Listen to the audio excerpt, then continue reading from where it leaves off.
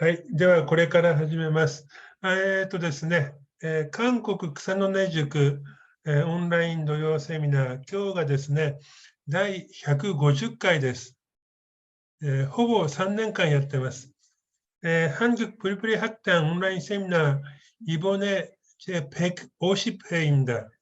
거의 3년 했습니다. 今日初めての方も何人かいらっしゃるので、ちょっとその説明をします。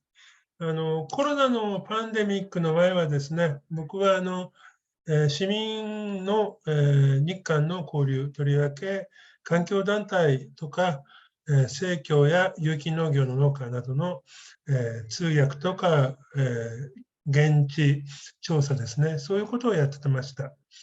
で、コロナでダメになって、人が来れなくいけなくなって、で、このようなことを始めたわけです。제가 코로나 팬데믹 전에는 주로 환경단체나 생협 등 중심으로 시민 교류의 코디네이터 그리고 통역을 하고 있었습니다. 네. 코로나로 인해서 인적 교류가 불가능하게 돼가지고 3년 전에 5월부터 이런 세미나를 매주 토요일 하고 있습니다.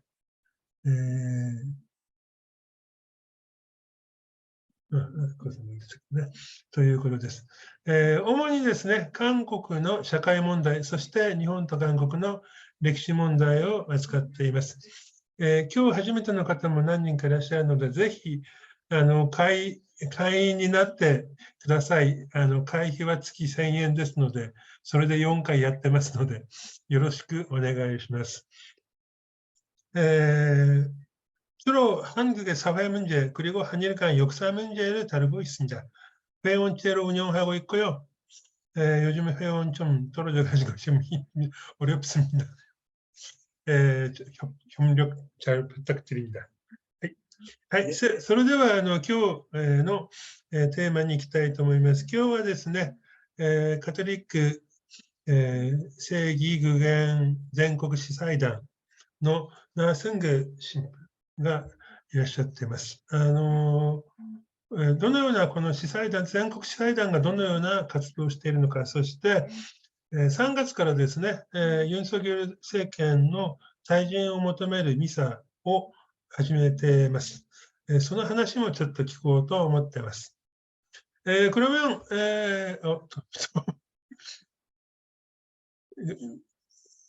왔네. 누구야? 삼촌 평안이 삼성 SM 이건 누군지 모르겠다. 나라다로 삼성 SM. はい。じゃあまずですね、今日のゲストのナースング神父、ちょっと自己紹介からお願いしますね。그러면 괜찮으면 좀 얼굴이 보여드리고요. 좀 인사하죠. 皆さん、顔見せてください。ちょっと挨拶しましょう。ねえ。안녕하세요。声が聞こえない人もいるぞ。はい、皆さん、じゃあ、안녕하세요。잘 부탁드립니다。 안녕하세요. 네。はい。はい。もう消してもいいですよ。顔大丈夫。はい。はい。では、신부님 좀 자기소개부터 좀 부탁드립니다.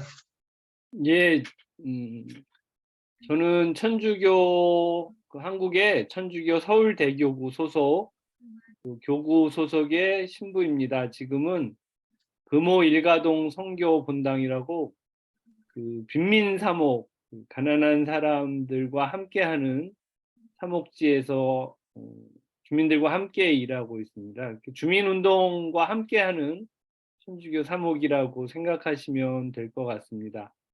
신부가 된 지는 죄송한데 저기가 좀 예. 번역하겠습니다.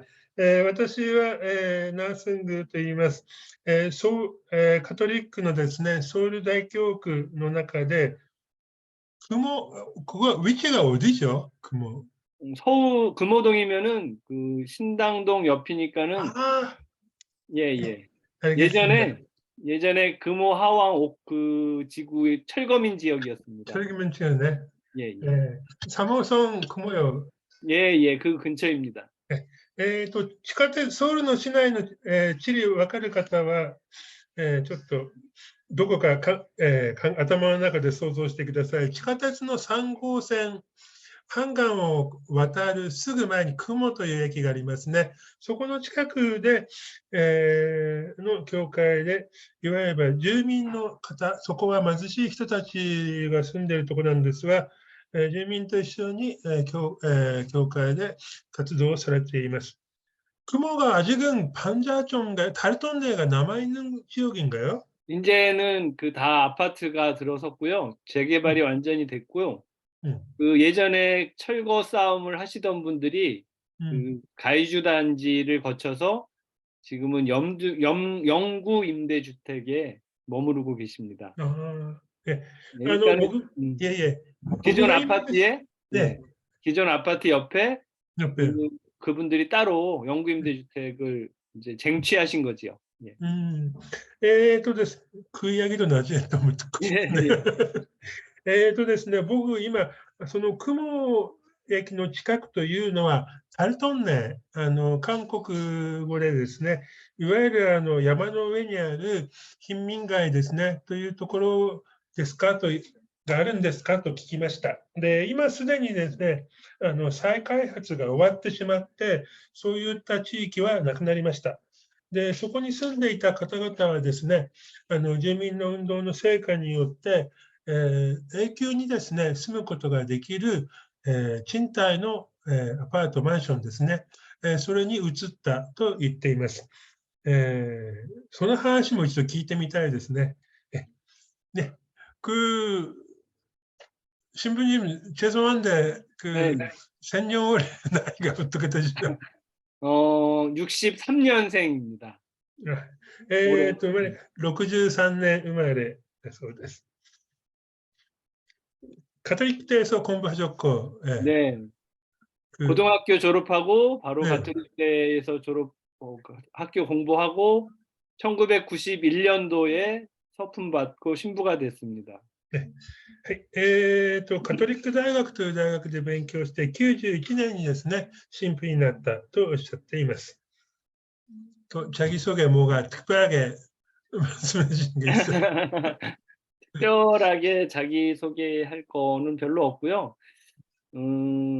저는 그 신부 되고 나서 바로 정의구현 사제단 활동을 이렇게 계속 같이 해왔었습니다. 그래서 세상과 많이 접하면서 신부 생활을 했었던 것 같습니다. 그래서 세상에서 고통받고 어려운 분들과 어떻게 하면 조금 더 가까이 하면서 그분들과 벗이 되어서 살아갈 수 있을지를 고민하고 있는데 아직도 많이 어렵고 힘든 일입니다.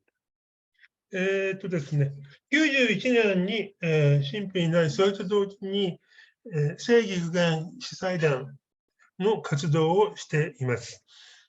世の中でですね、さまざまな苦しみ、あるいは困難を、抱えている人たちと一緒に、暮らすということをモットーにしていますが、そういう人たちと一緒にですね、近くに行って一緒に活動していますが、なかなか難しいことがあるとおっしゃっています。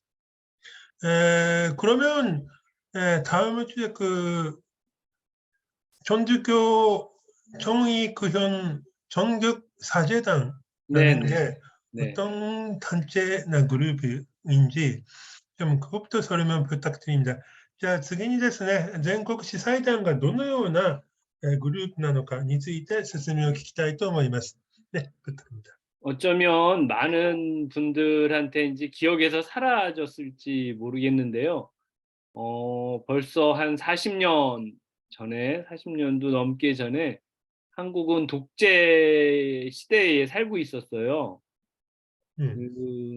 특히 1970년대에는 그 유신 독재라고 하는 박정희 대통령의 독재가 아주 심각하게 사람들의 자유와 인권을 억압하던 때였습니다.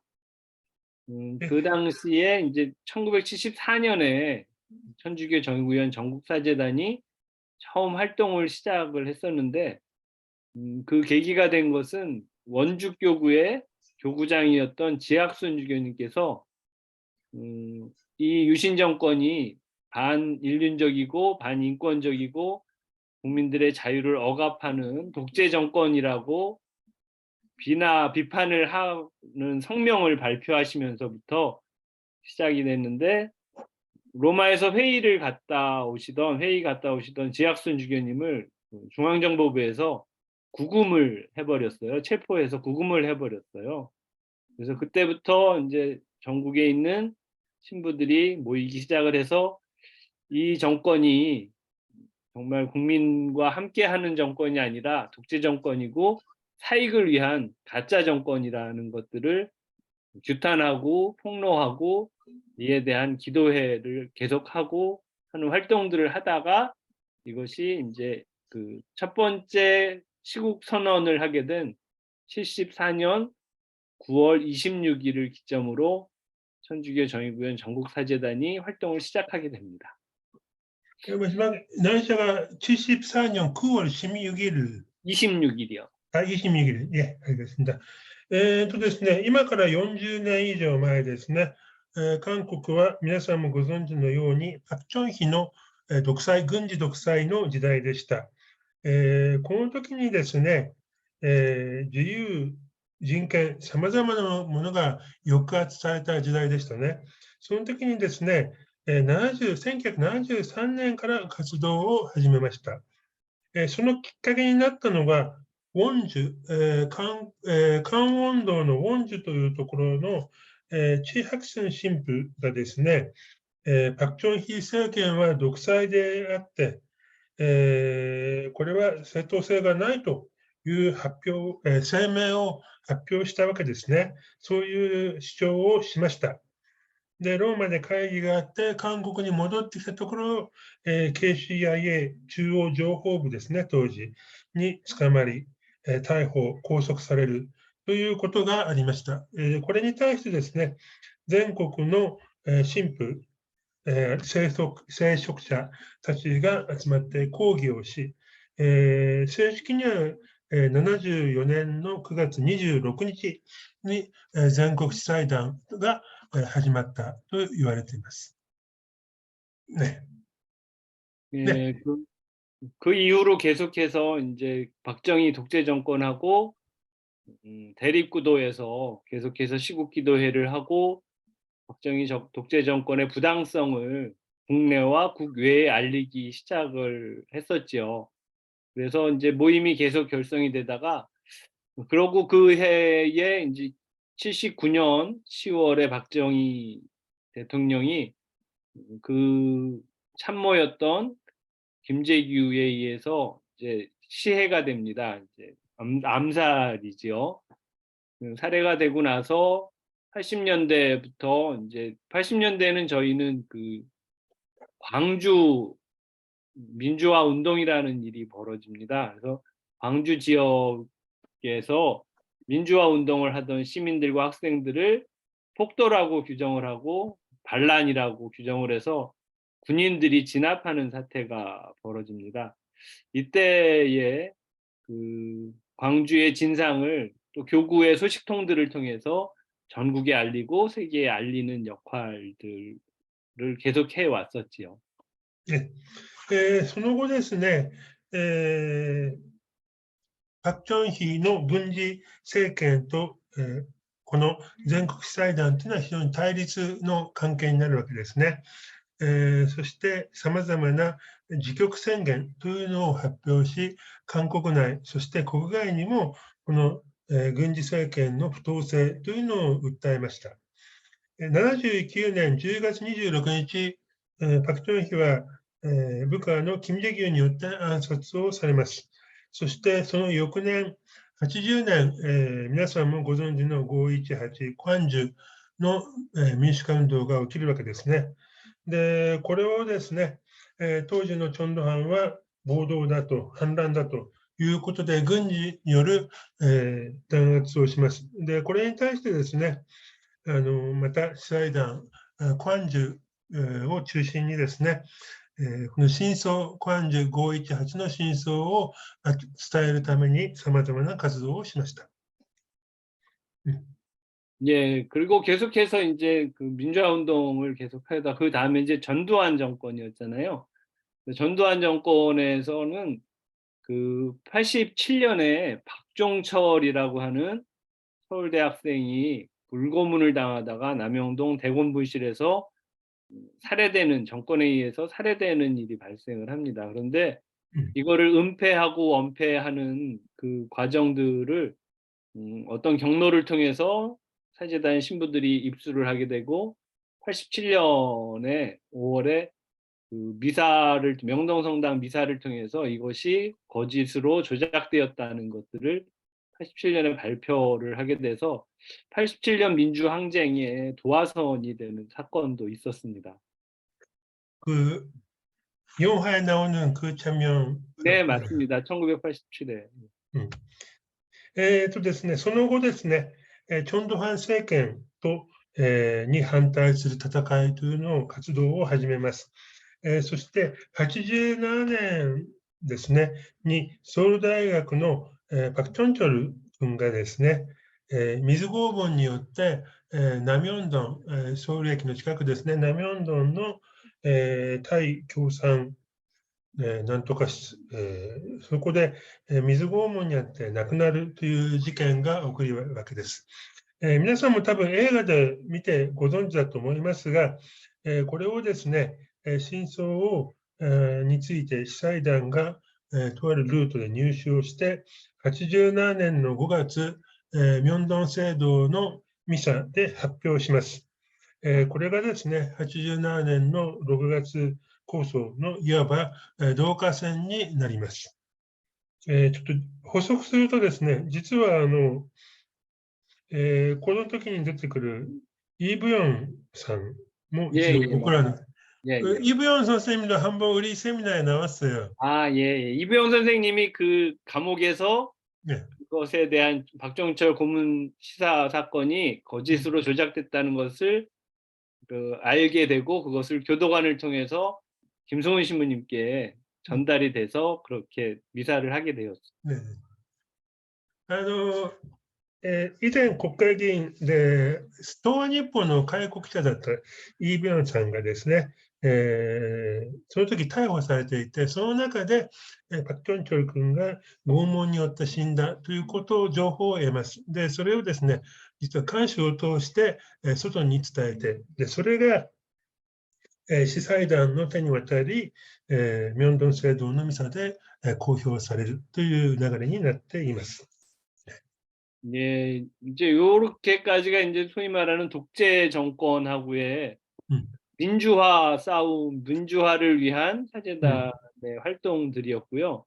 이제 이 이후에는 이제 통일과 평화의 문제에 많이 관심을 갖고 활동을 하기 시작합니다.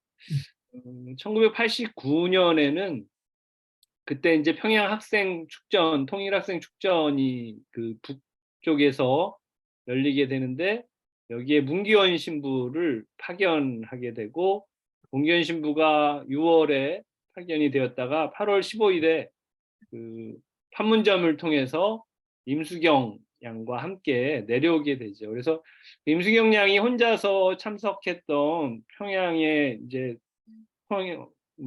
학생 축전에 만약에 오게 되면은 굉장히 큰 불이익을 얻게 될 것이다. 고난이 많을 것이다. 여기에 우리 사제 중에 한 명이 같이 있다면은 위로가 되고 함께 고난을 받는 그런 역할을 할 수 있을 것이다라고 하는 의미에서 문기현 신부를 평양 학생 축전에 파견을 하게 됩니다. その後ですね、今言ったところまでがいわゆる軍事独裁に対する戦いですね。その後は平和、そして朝鮮半島の統一というのが大きなテーマになります。とりわけ1989年、平壌で行われた青年の大会ですね、これにですね、ムン・ギヒョン神父を派遣します。実はこの時ですね、イム・スギョンさんがですね、韓国の学生の代表ということで、平壌に派遣されたわけです。ただ、彼女一人だと、戻ってきた場合に、どのような弾圧が待ち受けるかわからない。一緒にですね、一人、神父を派遣して、彼女を守ろうということで、ムン・ゲヨン神父が、平壌に向かい、そして8月15日、イ・ミス・ギョンさんとムン神父2人がですね、パンムンジョン、反問店を通して、南に韓国に戻ってくるということになりました。 네. 네, 이렇게 된 데는 이제 연태까지 민주화 운동을 하다가 통일 운동을 하게 된 데는 어떤 기류가 흐름이 있는데요. 오랫동안 독재 정권 하에 살다 보니까 이런 무모하고 말도 안 되는 독재가 어떻게 가능했는가, 그게 바로 그 소위 말하는 적대 세력을 만드는, 같은 민족을 적대 세력으로 만들어 놓고서 그 적대 세력에 집중하게 하고 우리 국민들의 자유를 핍박하는 일들이 빈번하게 일어났던 거거든요. 그래서 결국은 우리의 민주화의 문제는 우리의 분단의 문제와 연결돼 있다는 통찰에 기인한 것들입니다. とりわけですね、このような、民主化運動ですね、独裁に反して民主化運動を、している中で、なぜこういった独裁が起きるのかということを、考えてみると、結局、敵対勢力を作ってですね、でその中で、自由を抑えつけるということですね。結局ですね、朝鮮半島の分断ということが、この民主化を大きく妨げているということで、民主化、分断、でなく統一という活動を始めたわけです。 사실 이 분단의 문제는 지금까지도 계속 저희를 이제 옥죄고 있는 아주 커다란 짐덩어리고 돌덩어리인데요. 요즘에 그 점점 더 심각해지고 있는 소위 말하는 국제의 글로벌의 어떤 양분화, 그러니까 뭐 북러일 그리고 한미일 이렇게 각각의 동맹으로 형성이 되는 이런 그룹 형성들이, 그것이 우호적인 그룹이 아니라 적대 그룹으로서의 발전을 해 나가는 것도 다 이 분단으로부터, 우리 민족은 특히 대한민국, 한국은 이 분단으로부터 시작된다고 보게 되는 것이지요. 그리고 실제로 이로 말미암아서 우리가 어느 쪽을 택해야 하는지를 갈등하게 만드는, 어느 쪽도 친구가 될 수 있게끔 하는 평화의 이야기, 그리고 중재의 이야기가 아니라 어느 편에 서야만 하는, 적이 아니면 아군이라고 하는 이 편가르기의 현장이 바로 이 한반도가 되는 것입니다. この分断というのはですね、今も朝鮮半島、韓国社会に非常に重い影響を与えているということが言えます。とりわけですね、最近、世界的なレベルでですね、中国、ロシア、北、そして、韓国、アメリカ、日本ということで、非常に敵対的な形で、グループが作られているわけですね。このような状況もですね、世界の状況も結局、朝鮮半島の分断から始まっているということが言えると思います。で、その中で、私たちは今現在、どちらかを選ぶというふうな圧力があるわけですね。これをですね、やはり両方ともですね、手を結んでいくということが本当は望ましいわけですが、そうではなくて、敵と味方にこう分けていくという、考え方というのが非常に今強くなっているわけです。네. 예, 그렇게 이제 통일과 평화의 문제를 가지고 계속 함께 그 정의구현 정국사재단이 일을 해왔었고요. 그 이후로 이제 90년대에 들어서면은 이제 그 소위 말하는 형식적인 냉전이 깨지잖아요. 그 형식적인 냉전이 종료되고 이제 굉장히 우호적인, 그래서 뭐 러시아와 그 소련도 붕괴가 되고 러시아와도 수교를 하고 중국과도 수교를 하고 이런 분위기 속에서 저희는 또 한번 세상이 또 다른 그 흐름, 또 다른 물결을 발견하는데, 그게 바로 소위 말하는 그 자유주의 시장 경제 체제에 의한 그 어렵고 힘든 사람들이 착취당하고 있는 모습들이었습니다. 그러니까 노동자, 농민들, 그리고 소위 우리가 이야기하는 기층의 사람들이 더 돈을 많이 벌고자 하는 사람들, 거기에 힘을 갖고 있는 사람들의 일에 희생되는 것들을 많이 보게 되었죠. このようにですね、統一、そして平和ですね、という、活動をしながらですね、90年代以降ですね、いわゆる冷戦構造ですね、過去の冷戦構造が崩壊して、非常に、ロシアも崩壊します。その中でですね、非常に友好的な雰囲気ができます。冷戦が崩れて。ところがですね、その中で、見てみると、新しい流れ、新しい動きというのが、問題点というのがありました。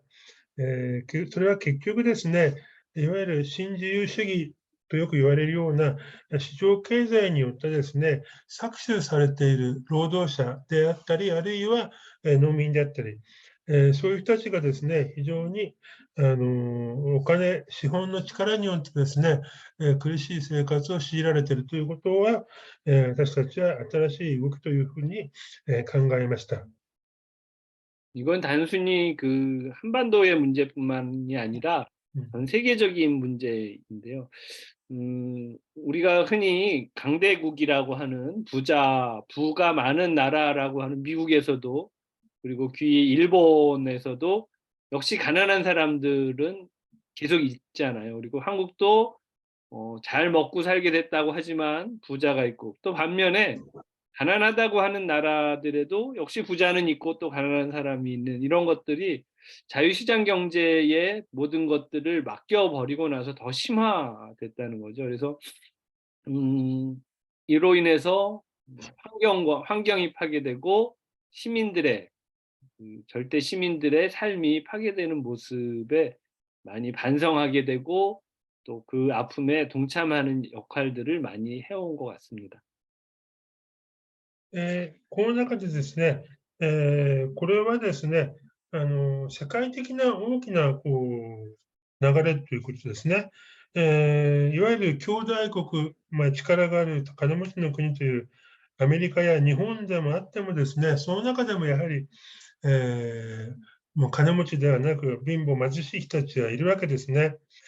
韓国でも全く同じようにですね、金持ち、ほんのごく少数の金持ちと、そして非常に生活の苦しい人たちというのがいるわけです。これは結局、自由主義経済によってですね、環境も破壊され、私たちの生活も破壊されているということが言えます。 예, 그래서 이제 90년대 말에는 저희가 이제 IMF라고 하는 경제 위기 속에서 가난하고 힘든 사람들이 더 많이 드러나게 되었고, 또 그때부터 저희는 그 환경에 대한 개발 사업들이 많이 있었거든요. 그 새만금이라든지, 그리고 폐기장을 짓는다든지 뭐 하는 개발 사업들이 우리나라 전역에 걸쳐서 일어나게 되었는데, 여기에 대한 반대 투쟁에도 함께 해왔었습니다. そして97年、98年頃ですね、90年代末に、いわゆる IMF の事態が起きてですね、韓国は非常に難しい状況に置かれます。で、その時にですからですね、やはり環境の問題ということが大きくクローズアップされます。それは結局、開発によって自然環境が破壊をされる。例えばですね、西海岸の大きな埋め立ての問題であるセマン群の干拓地、あるいは、核廃棄物ですね、原子力発電所から出す核廃棄物の貯蔵所を作る、それに反対する戦い、そういった、環境を守る、活動というのも行ってきました。 그 이후에 계속 이런 일들은 계속 저희와 함께 하고 있고요. 그 이후에 이제 그 노동자의 문제들, 그리고 IMF 이후에는 저희는 비정규직 문제가 굉장히 심각해졌습니다. 그리고 그 노동조합이 탄압받고 그리고 회사들이 적당하게 장부를 조작하고 그래서 팔아넘기고 노동자들은 정리해고되고 뭐 이런 일들이 많이 벌어졌거든요. 그래서 노동자들과 함께하는 일들도 함께 했었고 특히 이제 빈민들이 자기 자리, 삶의 자리를 빼앗기는 일들이 벌어진 것이 그것이 아주 첨예화된 것이 용산 사태거든요. 용산 참사. 2009년에 일어난 용산 참사에 저희가 그 참사의 현장에 근 1년 가까이 함께 했었던 것이 기억이 납니다. その後ですね、韓国社会はですね、労働者の問題、とりわけですね、非正規労働者ですね、契約の労働者の問題というのが非常に大きくなります。同時にですね、労働組合に対する弾圧であったり、また、会社がですね、会計を、操作して、整理解雇するとか、そういった、攻撃というのがあり、労働者と一緒にですね、活動をしました。また、貧しい人たちですね、たちが、対する、と一緒にですね、活動もしましたが、とりわけですね、2009年に、ヨンサン駅の近くの再開発をめぐってですね、自分たちの店のところを籠城して守るために籠城していた、そのいわゆるタナコですね、の選手たちのところにですね、警察機動隊が突入して、7、8名が亡くなったのかなという非常に大きな惨事が2009年に起きます。で、ここではですね、現場で、この司祭団の神父たちも1年間籠城をしたとおっしゃっています。 네, 또 그 해에 그 용산 참사가 일어내 쌍용 자동차 사태가 또 일어났지요.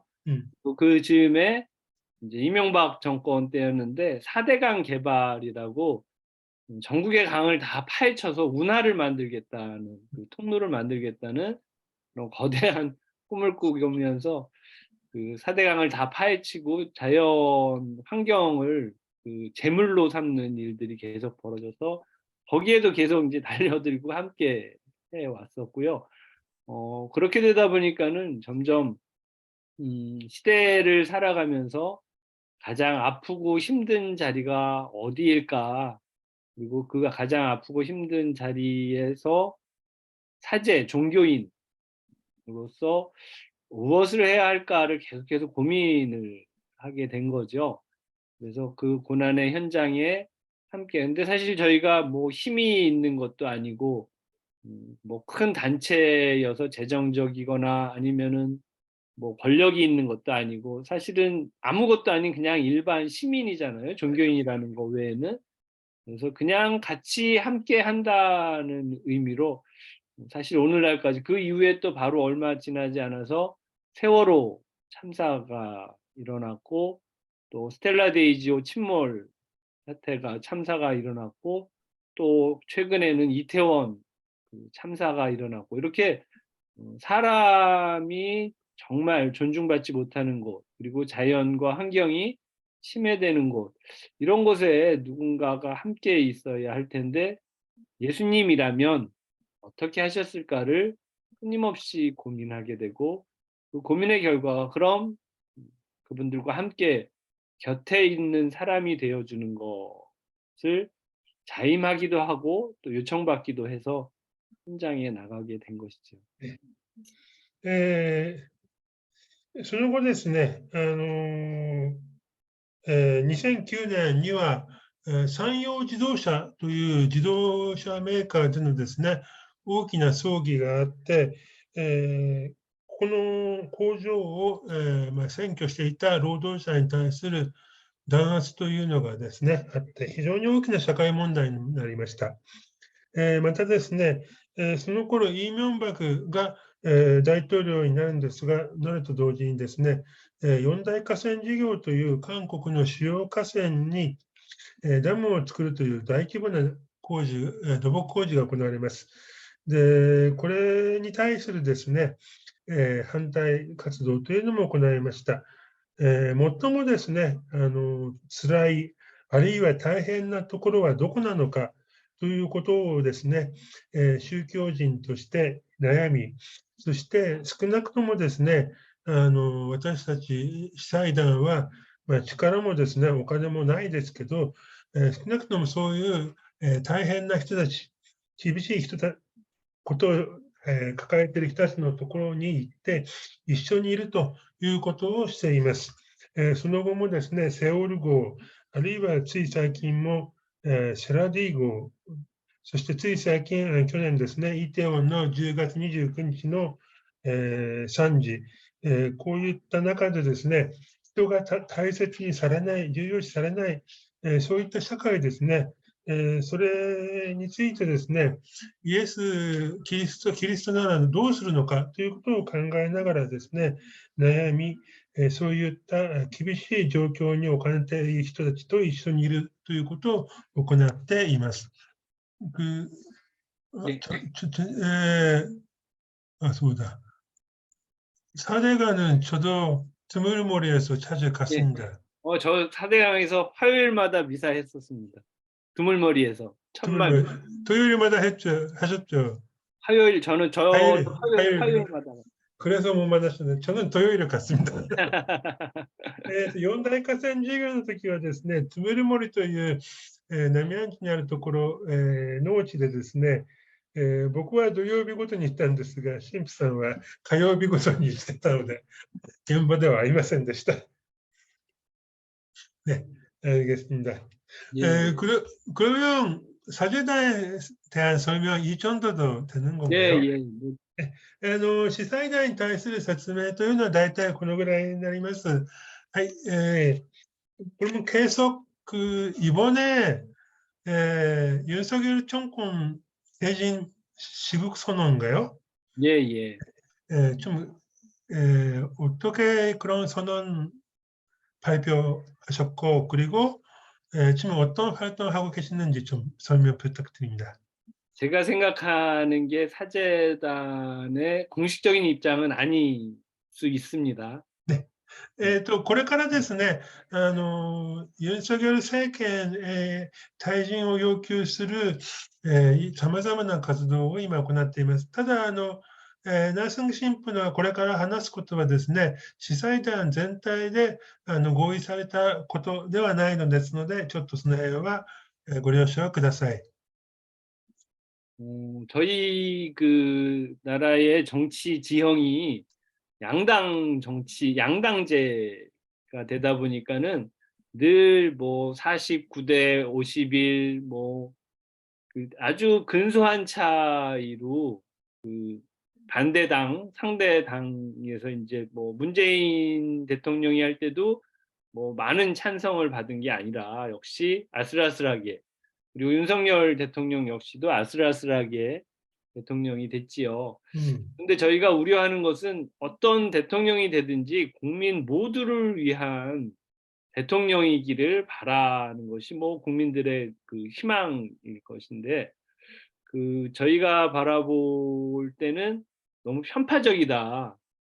정말 어렵고 힘든 사람들의 이야기를 듣고 그들의 형편이 나아지게 하는 그런 대통령으로서의 공적 임무를 수행하는 것보다는 개인적인 친분이라든지 아니면은 뭐 사익이라든지 이런 것들에 좀 치우치는 면들이 많이 보이게 되는 거죠. 특별히 검찰 출신의 그 관료들이 많이 자리를 차지하게 되고 그리고 그 장관직을 하는 사람들도 자기 측근의 사람들로서 이렇게 구성이 되는 것을 보고 처음에 좀 우려를 많이 했었습니다. 그런데 예. 今回もちょっと問いをかけてみたい。 네네네. まずですね、韓国の、政治というかな、社会を見ると、まず二大政党ですね、現在で言えば、共に民主党と国民の力ですね、この二大政党が非常にですね、問題を含んでいるということが言えます。例えばですね、今回のユン・ソギョル政権もそうですし、ムン・ジェイン政権もそうでしたが、非常にわずかな票差で勝ってるわけですよね。ところがそれによってですね、勝った方が非常に、党派的というかな、自分たちのグループ、勢力のを中心にこう運営するということですね。みんな国民すべてのための、大統領ということにはなっていないわけです。とりわけですね、その結果ですね、この今の社会の中で非常に大変な人、苦しんでいる人たちのそばにいる大統領ではなくなっていると、個人的なですね、非常にそういったコネなりによってですね、国政が運営される場合があるわけです。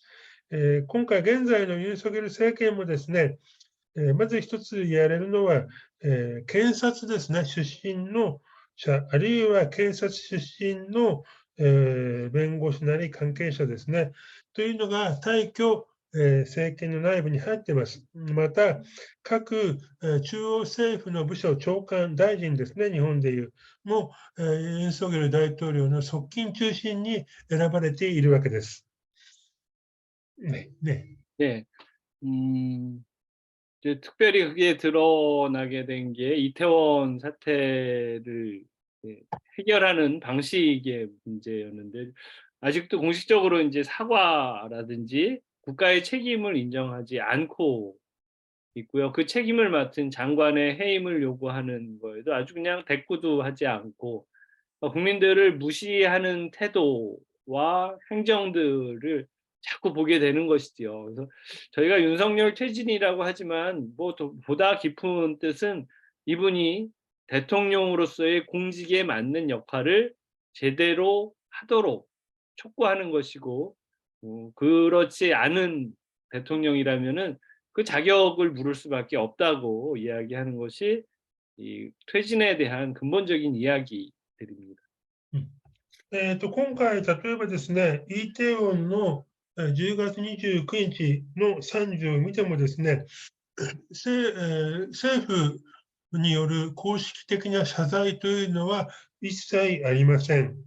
政治的あるいは道義的な責任ですねというのは全く問われていないという状況になっています。これは完全に国民の声というものを無視しているということが言えると思います。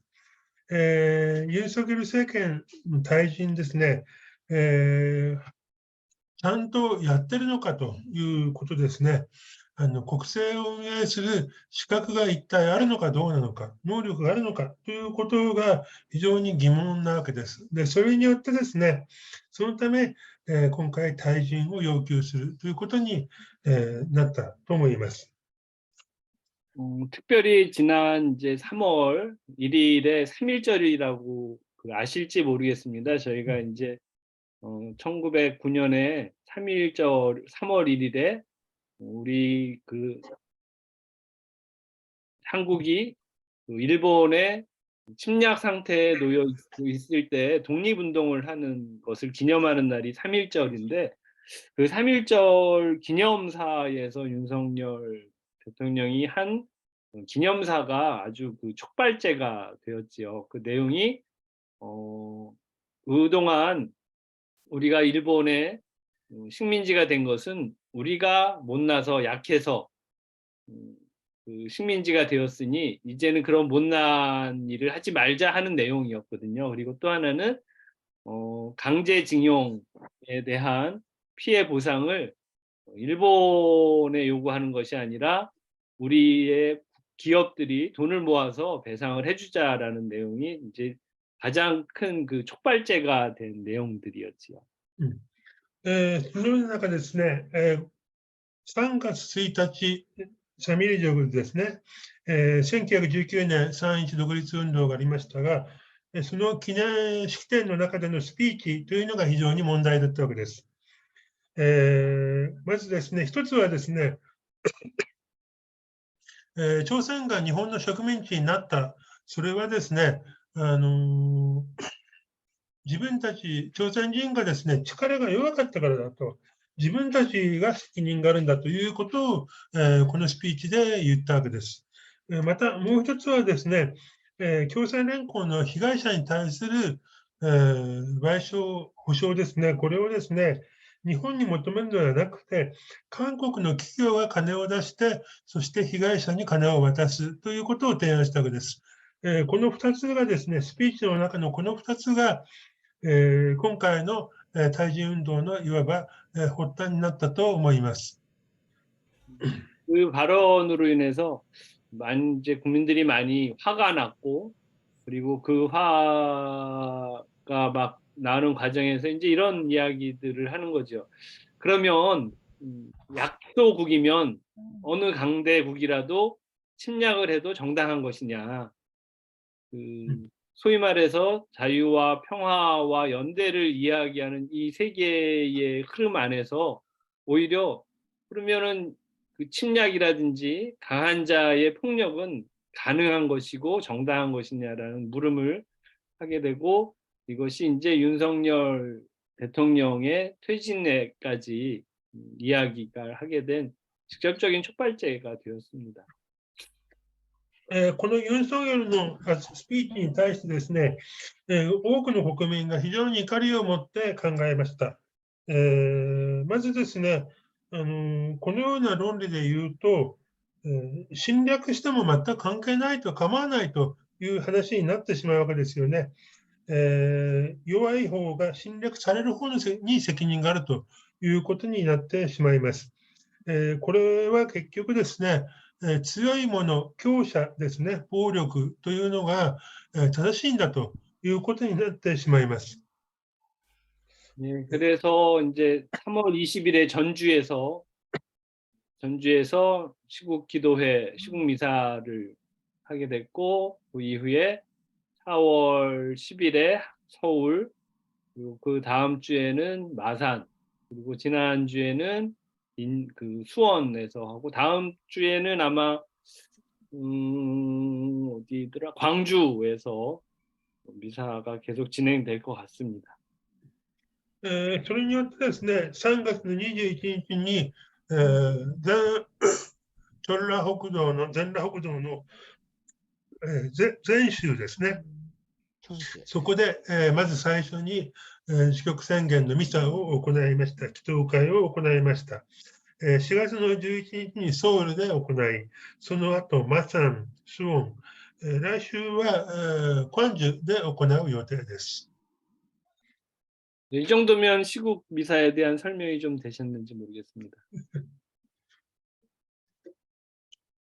ねこのぐらいで自局ミサについての説明というのは、終わりなんですが、 죄송합니다. 그러면 마지막에 앞으로 계획은 뭔가 특별한 게 있는 건지 그것 좀 알려주십시오. 뭐 앞으로 이제 시국 미사가 당분간은 뭐 아마 첫 번째 시즌 1이라고 할까요?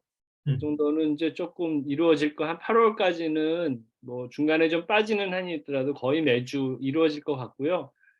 저희는 그렇게 길게 보고서 뭐 일을 하는 단체가 아니라 어떤 뭐 정기적인 단체가 아니라 그때그때 그 사태가 일어나면 신부들이 모여서 회의를 하고 그 회의에 따라 움직이는 거기 때문에 장기적인 계획은 아직 이야기하거나 뭐 논의를 할 때가 아닌 것 같고요.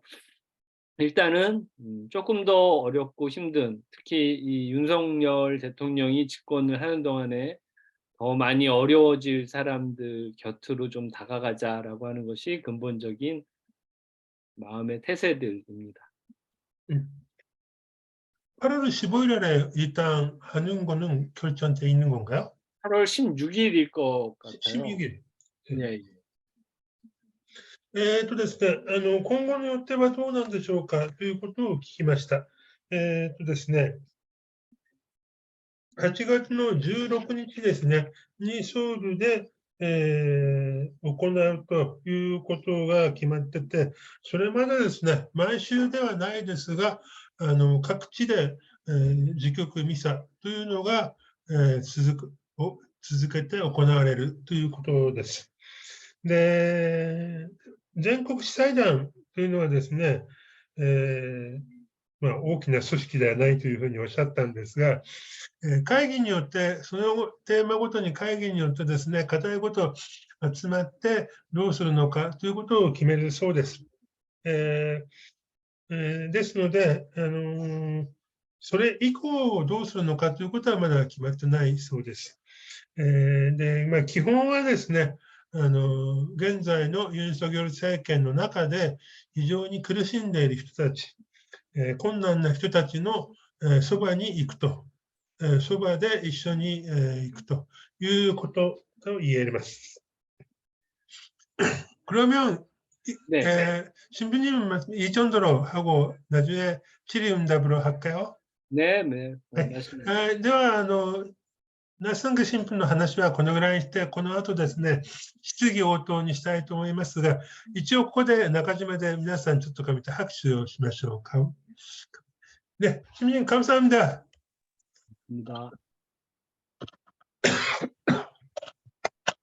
はい、ということで、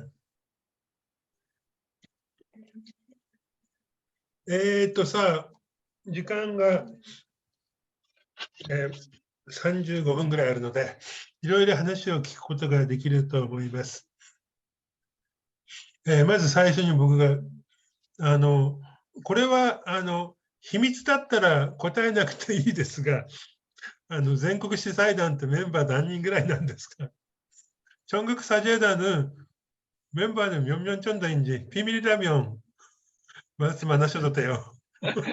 비밀 아니고요. 그때그때 달라요. 저희가 이제 사제단의 지금 현재 구성이 어떻게 되냐면은 각 교구에서 음, 대표 총무 이 정도 한 2명 정도를 파견을 해요. 음, 운영위원회에. 음, 운영위원회에서 이제 거의 모든 일들을 다 결정을 하고 운영위원회에서 결정을 하면은 전국의 신부님들에게 이제 사제연대라는 통신을 통해서 그 메일로 보내든지 뭐 편지로 보내든지 팩스로 보내든지 이렇게 내용을 보내드리면 거기에 같이 호응해서 참가하는 사람이 회원입니다. 그러니까 굉장히 어떻게 보면은 전국적으로는 이례적인 모임이에요. 늘 이례적인 모임. 근데 그것이 계속 연장돼서 지난 근 50년이 이어져 온 거죠. 그러니까 뭐 정관 있고 대표 있고 회계 있고 좀 그런 조직은 아닌 거네요. 그러니까는 대표는 2년에 한 번씩 뭐 모이자 그러면 모이는 사람이 음, 투표를 해서 선출을 하고요. 음, 그 선출된 대표가 그 다음 모임까지 누가 음. 총무를 하고 누가 어, 뭐 그 사무처장을 하고를 결정을 해서 운영위원회에 보고를 하고 운영위원회에서 그럼 되겠다 하면은 그분들이 이제 2년 동안 살림을 하고 그런 내용들을 정리하는 거죠. 심부름꾼 역할들을 그렇게 하는 거죠. ですね、今、秘密だったら言わなくてもいいですと、何名ぐらい会員がいるんですかと聞いたんですが、結局ですね、各教区ごとに2名か3名、代表というのかな、が出て、会議に参加するそうです。で、一応2年ごとにですね、代表であったり、全国主催団の代表ですね、代表であったり、監査であったり、そういうのを決めるそうなんですが、運営委員会を行って、そこで決まったことをですね、全国の、神父に、伝えます。すると、その神父はですね、参加する人もいるしない人もいるわけで、その参加人たちが全国主催団のメンバーということになるそうです。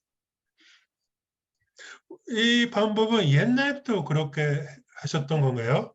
예, 옛날부터 그렇게 해왔고요. 그래서 이제 어떤 경우는 초창기에 음, 이 정의구현사재단을 같이 마음을 모아서 같이 시작을 했던 분이 요즘에 들어와서는 근래에 들어와서는 뭐 근래는 아닌데 얼마 전까지는 정의구현사재단을 반대하는 모임의 지도 신부로 있기도 하고 그런 아주 아이러니한 일들이 많이 있습니다.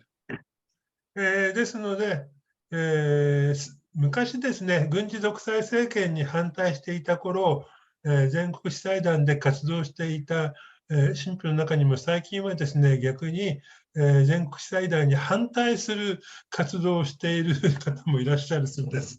非常に複雑な方。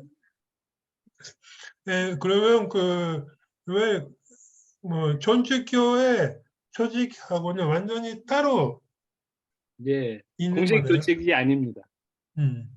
だからですので、カトリックの中の、なんていうかな、常設の、所属した組織ということではないです。運動体って考えればいいのかな。はい、わかりました。はい、非常に柔軟な。아마 그런 그 스타일이니까 군사 독재 그때 단합도 이겨냈던 것 같네요. 아마 그런 영향, 그때 조직체가 됐으면은 아마 탄압을 제대로 받을 수도 있었겠죠. 저는 ですので、多分昔、軍事独裁政権と戦った時にですね、強固な組織体にしてしまうと、すぐ弾圧を受けてバラバラになったと思いますね。ですから、そういう何か呼びかけて、その時に集まるという形で運営したので、軍事独裁の中でもずっと活動ができたのかなという気がします。 그래서 저희는 일단 전국에 있는 모든 신부가 다 회원이라고 생각합니다. ですので、全国の神父皆さんが会員だというふうに考えているそうです。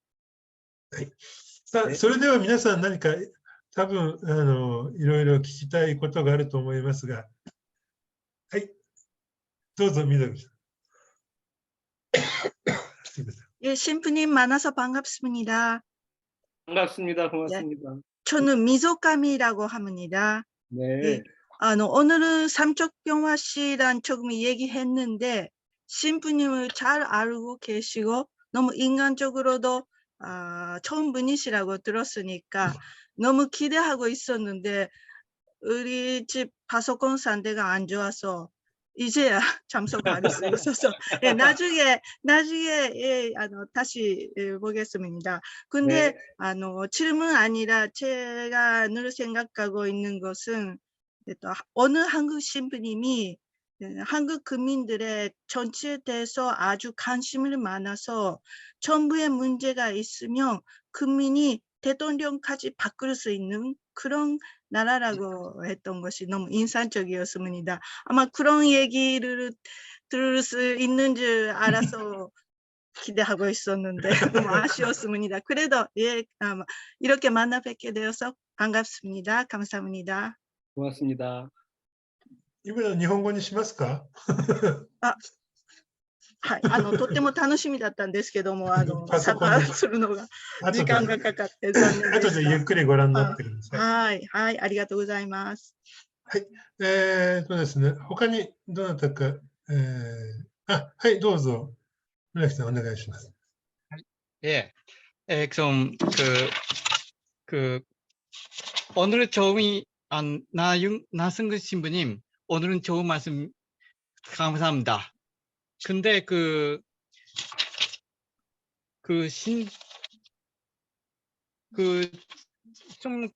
좀 기본적인 이야기일 줄 몰라서 질문하겠는데요. 근데 시급 미사회라는 어떻게 치러지는 겁니까? 저는 전주교도가 아니라서 좀 상상이 못돼서 기본적인 질문이라서 질문이지만 はい。 부탁드리겠습니다. 時局ミサというのはどのようにあるのかという質問ですね。예. 시국 미사는 말 그대로 일시할 때 시자고 국이 나라 국자입니다. 나라가 현재 처한 것을 우려해서 하는 미사. 미사는 네. 천주교의 예배 양식이고요. 근데 처음에 1974년에 천주교 정의구현 전국사제단이 생겨날 때도 그랬고, 종교 안에서 저희가 할 수 있는 게 이제 가장 큰 역할이 뭐냐면은 예배지요. 하느님께 호소하는 거죠. 우리 시대의 아픔과 고통과 슬픔을 치료해 주시고 함께 해 주시고 위로해 주시고 낫게 해 주십사고 하느님께 기도하는 거죠. 근데 한편으로는 이게 하느님께 기도하는 것뿐만이 아니라 사람에게 빌기도 하는 행위가 되는 거죠.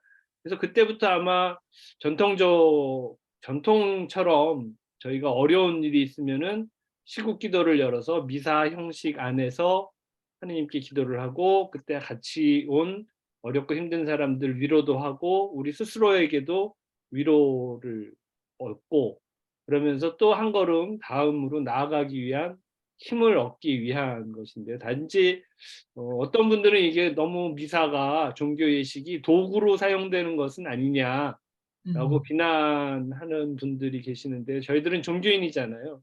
종교인들이 할 수 있는 최대의 역할이 종교 예식이고요. 그래서 이 시국 미사를 통해서 세상의 이야기를 함께 논하고 기도하는 게 시국 미사입니다. あ、 또 ね、ちょうど 지교구 동감합니다. 네, ちょっとまず言いますね。 저도 동감합니다. やはりですね、 왜냐면 宗教の中で、最もですね、重要なことは、神に祈るということですね。このミサですね、その礼拝の中でそれを行うわけです。大変なですね、厳しい状況の中で、その中で、ミサを行うわけです。で、苦しんでいる人、大変な人たちの、慰めに、なり、また私たち自らもですね、その祈りによって、慰められる、医療を受ける、治癒を受けるということですね。それにより私たちが力を得るということを目的にしているわけです。でもちろんですね、このようなミサに関して、宗教を政治的な主張の道具にしているという批判もあるそうです。しかしですね、宗教人として、最大のですね、方法、最良の方法というのがやはりこのミサだと考えているので、重要な時期にごとにですね、こういった、ミサを行うということです。 네, 저도 동감합니다. 네, 또 청교 믿고 있기 때문에 동감합니다. 네, 네. 감사합니다. 네, 고맙습니다. YouTube を見るとですね、実際の自曲ミサ動画が出てますので、どんな感じなのかぜひご覧になってください。 매주 보고 있습니다. あ、で、質問ですね、日本語でも構いませんよ。みんな韓国語で始めちゃってるので、日本語で構いませんので、ぜひ他の方もお願いします。はい、はい、めぐみさん、お願いします。今日ちょっと別な会議があって、もうほとんど話が終わる頃に参加してしまったので、今日の話は後日見るんですけど、ちょっと今日のテーマとは違うかと思うんですが、私、カトリックの信者で、毎週日曜日、ミサに行ってる方なんですけど、日本では、あまりカトリック、まあ、どの宗教もそうですけど、韓国のように自曲ミサとか、あとは、私が体験した韓国での路上のミサ、例えば、セウォル号の時に広場でミサがあったり、あとは、病院の前で、ミサがあったりするっていうのは、日本ではなかなか見られないことなんですけど、韓国でそういったミサが、もしかしたらもう話が出たかもしれませんけど、韓国でそういったミサが行われるようになったのは、いつぐらいからなんでしょうか。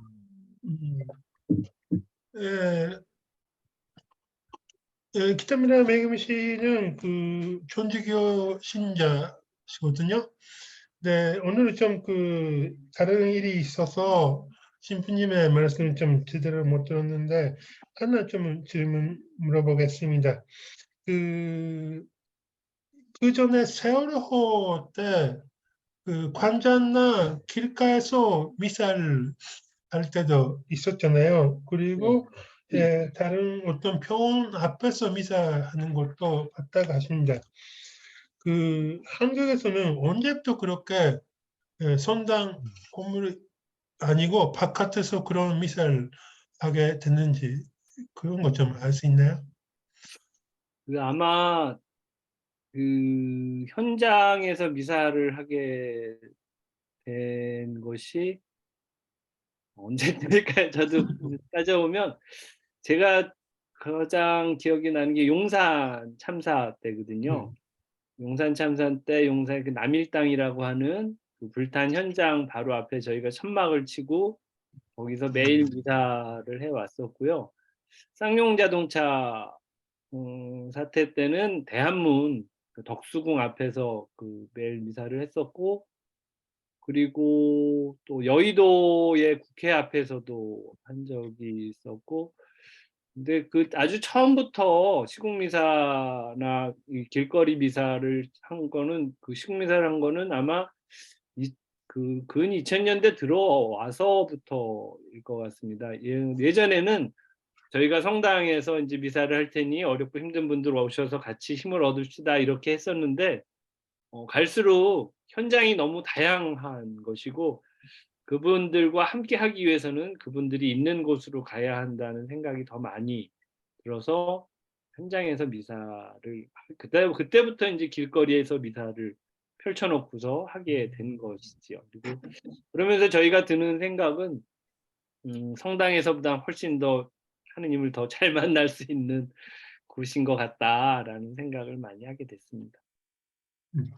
ですね、いつからか、ちょっと早くわからないんですが、例えば2000年頃から、例えば以降ですね、先ほど言った2009年のヨンさんの惨事、あるいは山陽自動車の葬儀ですね、ヨンさんの場合はその現場でずっとミサを行いましたし、山陽自動車の関係では2009年、ソウルの特殊軍の中で、前でミサを行ったそうです。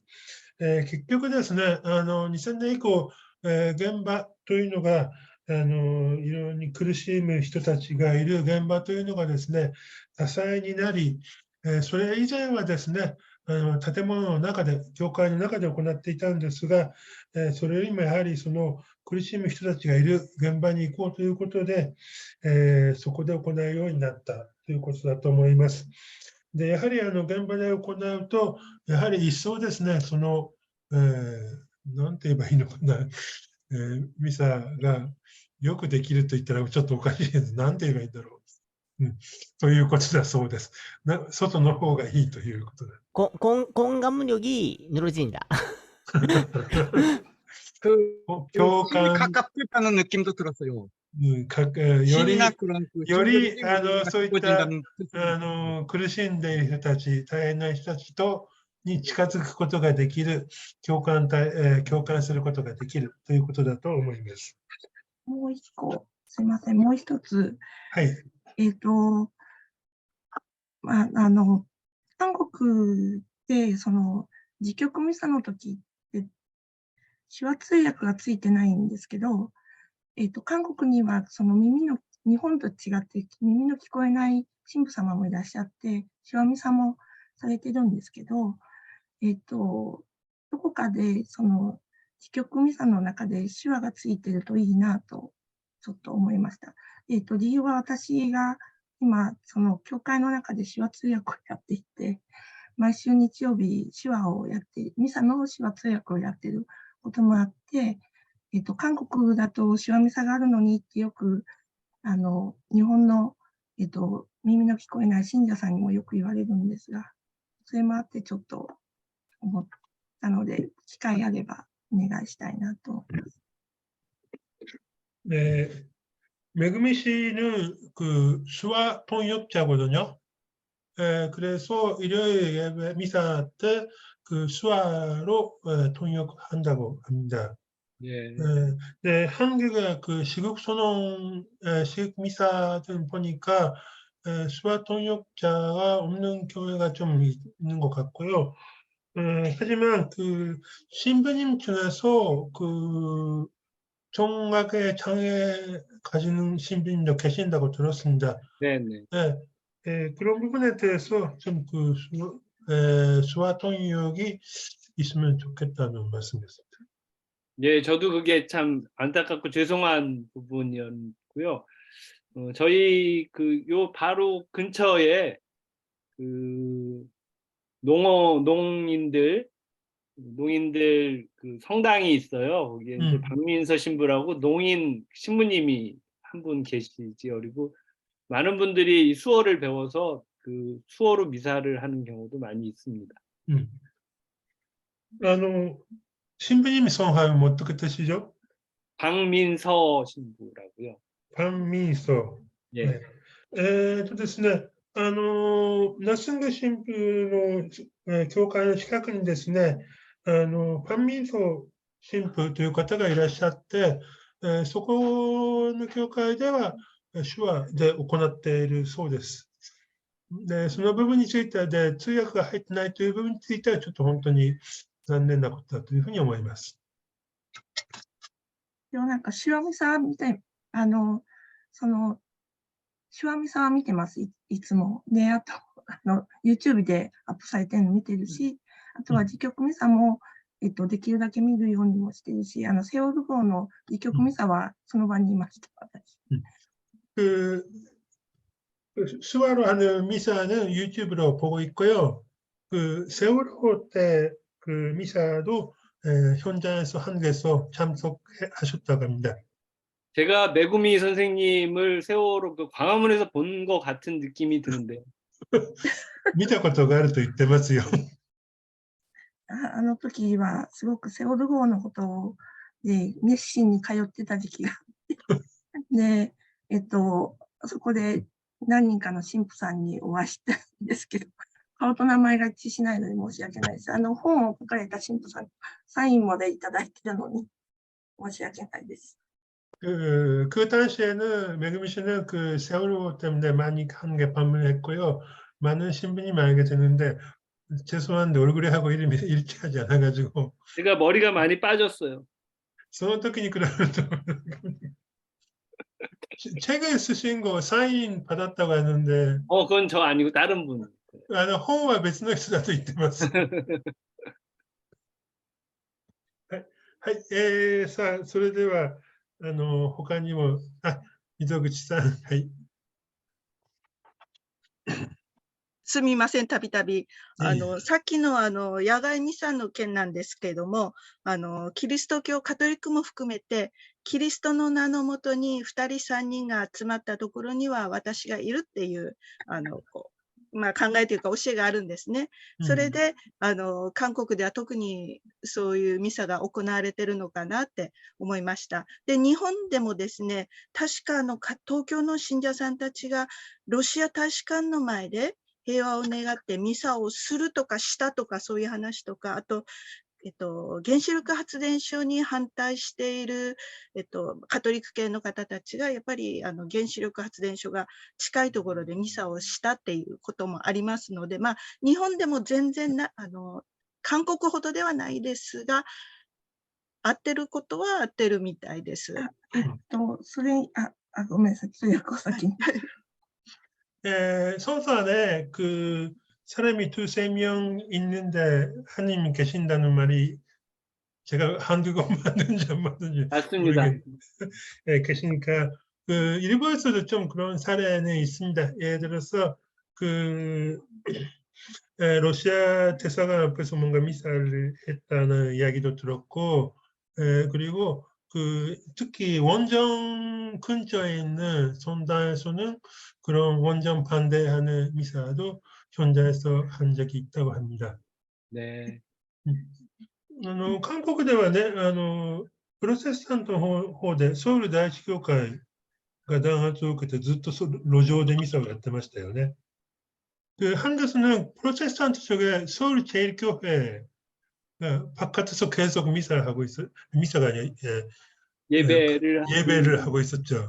그리고 지금은 교회 자체가 개신교회인데 거리에서만 활동을 하는 교회 그룹들이 또 생겼어요. 예. 그리고 고난받는 이들과 함께하는 교회, 그리고 저희랑도 자주 교류하고 함께 저도 그 예배에 가기도 하고 그러는데 소위 말하는 교회 없는 건물 없는 교회들도 많이 생겨났습니다. あと、プロテスタントの方もですね、いわゆる建物がない外で、いわゆる、プロテスタントの場合は礼拝礼拝です。礼拝ですね、をする、そういう、教会と言えばいいのかな、グループと言えばいいのか、なんだろう、日本にもあります。あると言ってます。無教、無教会教会を持ってる、教会を持っていない宗派もあると聞いているので、ただ、ミサっていう捉え方になってくると、厳密に言えば、多分ロシア大使館前でやったのは、ミサとは言い切れないと、カトリックでいうミサではないと思います。原子力発電所の前にしても。多分ちょっとこの話はこのぐらいにしましょう。ちょっと、すいません専門的になっちゃうミサっていう形式ではないけども、そのデモっていう形でされているところはあるはいと思います。 네. 좀 나머지 10분 정도밖에 없는데요. 오늘의 주제와 관련해서 또 물어보겠습니다. あと10分ぐらいしかないのでですね、今日の話ともうちょっと関連して質問があればぜひお願いします。すみません、質問しはいていいでしょうか。はい、どうぞ。私はプロテスタントの信徒なんですけれども、ありがとうございます。日曜日、明日奉仕がある中で先生が講演を引き受けてくださって本当に恐縮しています。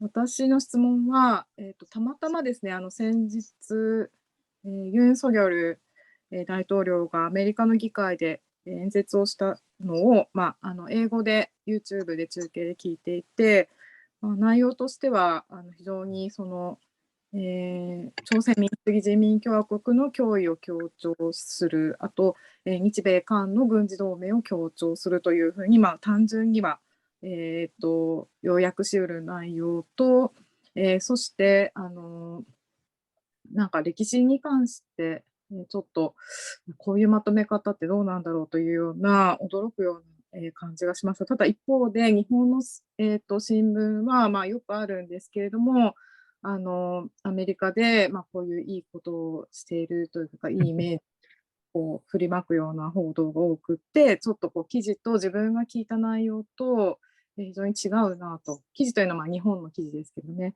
で、そこで、ナースング先生の、今回のその大統領演説に関しての評価とか感想を伺えたらいいなと思っています。お願いします。네, 아홉 씨도 프로테스탄트 신자인데요. 내일 미사가 있는 바쁘신 와중에 강연해 주시고 감사드리고 하나 여쭤보겠습니다. 윤석열 대통령이 미국 의회에서 연설한 걸 들었습니다. 거기서는 북의 위험성 그리고 한국, 일본, 미국의 동맹 간조를 했는데 역사 문제에 대해서 좀 너무 문제가 있는 것 같은 좀 느낌이 들었습니다. 하지만 일본 신문에서는 아주 좋게 평가하고 있고 그런 내용으로 보도하고 있습니다. 아오키 씨가 느끼는 거란 넘거리가 뭡니다. 나성구 신부님은 윤석열 대통령의 미국 위해 연설 어떻게 들으셨습니까? 자유를 많이 이야기하고 동맹을 굉장히 강조 많이 했습니다. 그런데 이제 그 동맹이 소위 말해서 적대를 만들기 위한 동맹이었던 거죠. 북이나 러시아나 중국을 적대하면서 한미일 동맹을 공고히 하는, 그리고 그동안에 한국과 미국이 얼마나 서로를 위해서 헌신해 왔는지를 바탕으로 해서 앞으로 더 단단한 동맹을 요구하기도 하고 또 이제 스스로 자임하기도 했었는데, 저는 종교나 정치나 공적인 입장을 가진 사람들의 역할은 모두를 위한 것이어야 한다고 생각을 합니다. 만민을 위한 것이지 나나 우리 가족이나 뭐 우리 동네나 우리 나라나 우리 지역이나만을 그 위해서 무엇을 한다면, 그리고 다른 것들을 적대로 만든다면 그건 오히려 굉장히 크게는 자기 스스로부터 따먹는, 자해하는 일이거든요. 누군가를 해친다는 자체가 커다란 공동체의 입장으로 보면은 누군가를 떼어내고 배제하고 해치는 것이기 때문이죠. 그래서 그 종교도 그렇고 정치도 그렇고 궁극적으로 그 발언이나 그 생각이 어디를 향하고 있는지를 보는 우리의 시각이 좀 중요할 것 같고요. 특히 한국의 언론도 굉장히, 어떤 언론들은 드디어 한미일 관계가 아주 공고히 돼서 그동안 하지 못했던 모든 역할들을 할 수 있고, 그것으로 인해서 우리의 안보를 위협하는 모든 적들을 다 해치울 수 있다라고 하는 좀 강한 어조의 이야기들로 아주 칭송도 많이 있는 것 같은데, 물론 또 자기 안에 머무르는 자기 속박 중에 하나가 아닐까 하는 생각이 들어서 많이 안타깝습니다. ですね、今回のユン・ソギョル大統領の話の中ではですね、自由、そして同盟という言葉が非常に強調をされたと思います。で、この同盟というのがですね、結局、敵を作るため、敵というのは北であり、中国であり、ロシアになりますが、を作るための同盟であると。今までですね、同盟、そういった軍事的な協力というのはあったわけですが、それをもっと強めるという方向に向かっているわけですよね。で、私が考えるには、政治もですね、あるいは宗教も何のためにあるのか、公的な役割は何なのかと考えたときにはですね、すべての人たちのためにあるんだというふうに思います。ですので、それにもかかわらずですね、今回のスピーチ、というのはですね、議会でのスピーチというのは、自分、あるいはユン・ソギョル自分ですね、あるいは自分の周り、あるいはというところを強調し、結局、排除の論理ですね、敵を作るための排除の論理になっていると。これはですね、本当に今後どこに行くのかということを、どこに向かうのかということをですね、非常にちゃんと見なければいけない、そういった見方ですね、視覚というのが必要だと思います。で、韓国のですね、言論も、安保が強化されたというふうに評価しているわけですが、これについてもやはり非常に問題があるというだと思います。大体そのぐらいかなと思います。はい、そう、25分ぐらいになりました。あと一つだけ質問を受け付けて質問していただいて終わりにしたいと思います。どなたかいらっしゃいますか？あ、よろしい。じゃあ、西田さん。いらっしゃらないんだったら、いらっしゃればいいですよ。じゃあ、西田さん、一言お願いします。さっき言ったユン・ソギョルは、アメリカ、日本原理主義だと思います。彼の考え方は。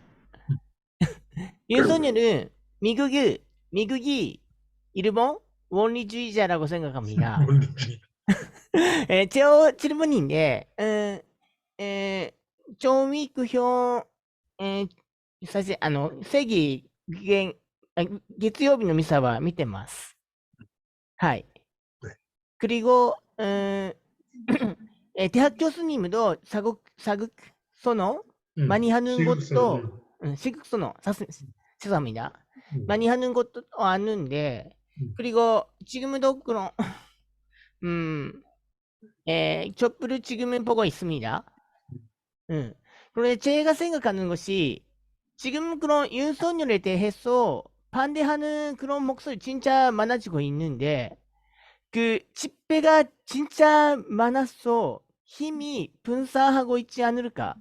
저는 그렇게 생각하는데 어떻습니까? 예, 질문以上です。分散ね。それだけ集会多いですか？ 그렇게 힘이 따로따로 하고 있는 건가요? 그럼.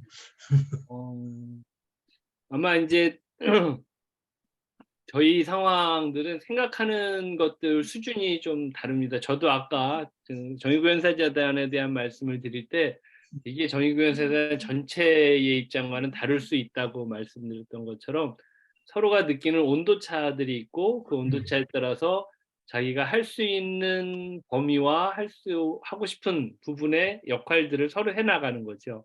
근데 지난 2016년, 17년에 저희가 촛불 항쟁을 할 때는 연태까지 그렇게 몇 년을 계속 쌓여왔던 것이 한꺼번에 이제 모인 것들이거든요.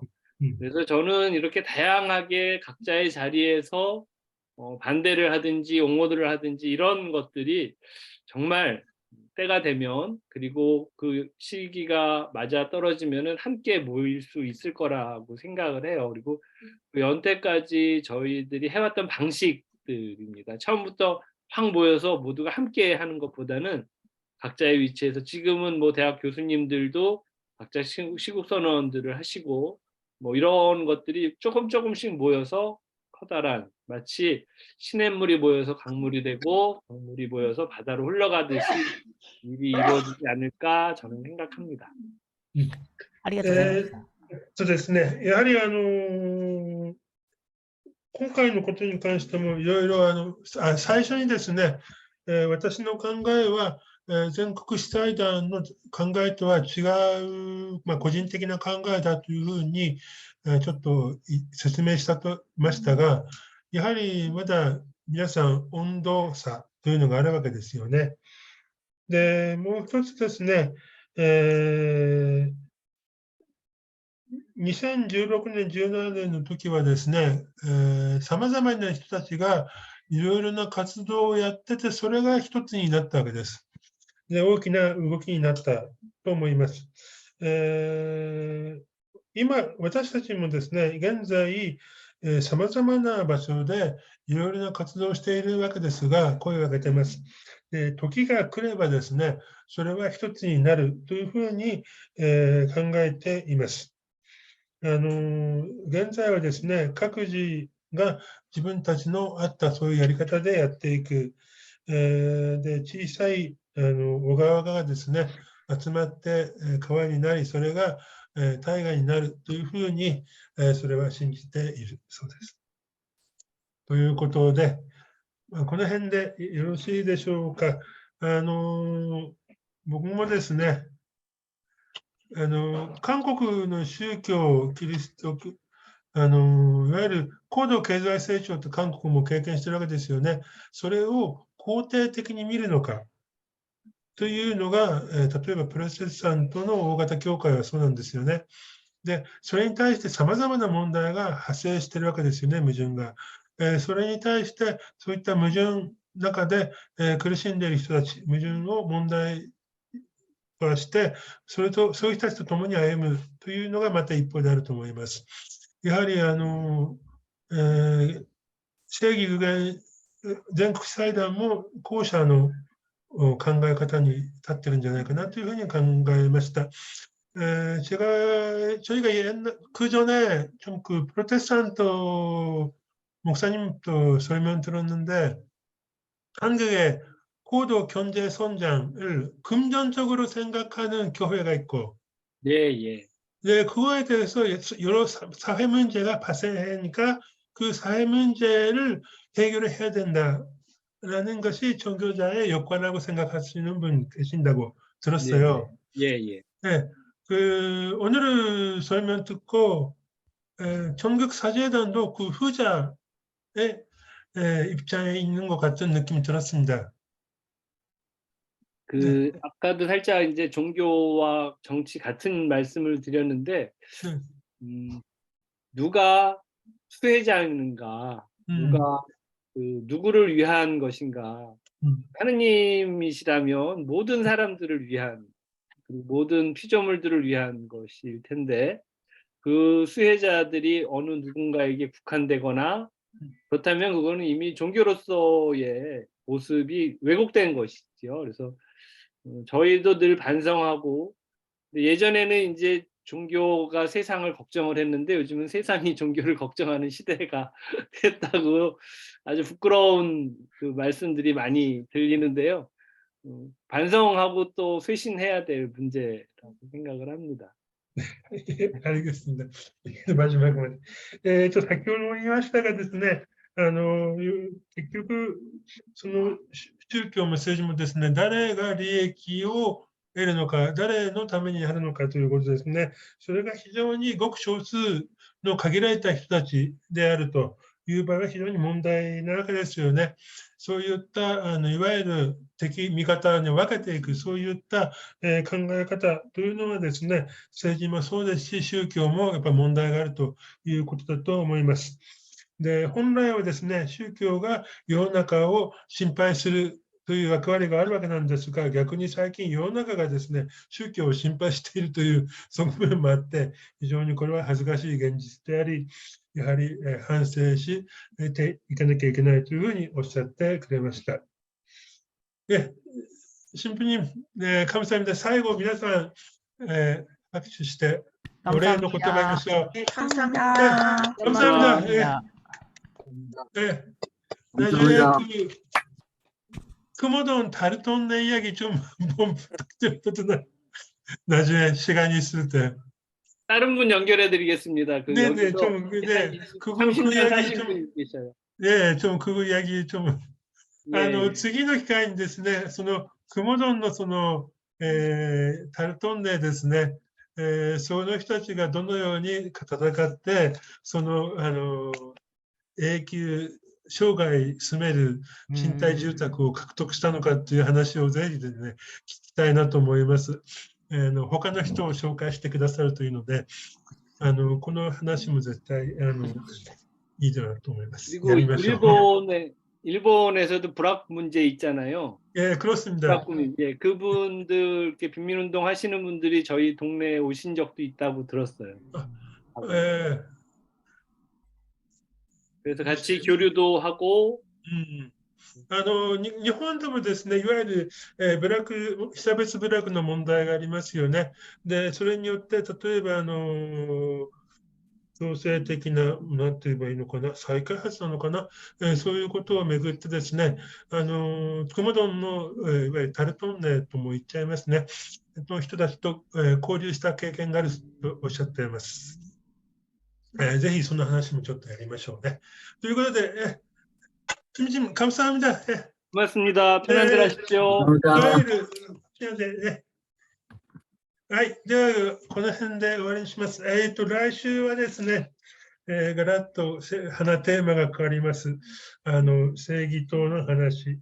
再来週13日、めぐみさん出てくださいね。セウル号の記憶教室の話です。再来週が13日。イージソンさん、記憶チョジャンソの方が出てくれます。パクレゲンさんに頼んで紹介してもらいました。本当にですね、韓国に来たらぜひセウル号の教室を見ていただければと思います。アンさんに言います。教室の数を見るとね、やはり250人が亡くなったっていうね、その重さを痛感しますね。ものすごい。で、それをちゃんと教室という形で残すという要求をし、それを実現させた力というのは、本当にものすごいと思います。ぜひそれ、話、再来週になります。来週は進歩党のキョンサン南道からの委員長が出て、進歩党の話をしますので、ぜひこれも楽しみにしてください。それ以降ですね、またいろいろ今考えてますので、ぜひよろしくお願いします。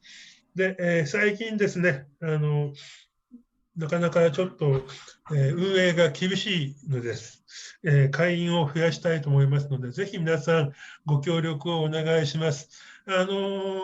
Facebook を見ていただければ、銀行口座も書いてありますので、ぜひよろしくお願いします。1ヶ月1000円で4回聞けます。で、5000円以上出してくれるとですね、過去100回以上の動画を見ることができますので、今ちょっとまだ整理全部できてないですが、いろんなテーマでやってますので、ぜひそれもご覧になってください。ということで、今日はこれで終わりにします。どうもありがとうございました。じゃあ失礼します。やはり1時間半やってるとだんだん頭がこうなってきて辛いですが。はい。じゃあ失礼します。じゃあ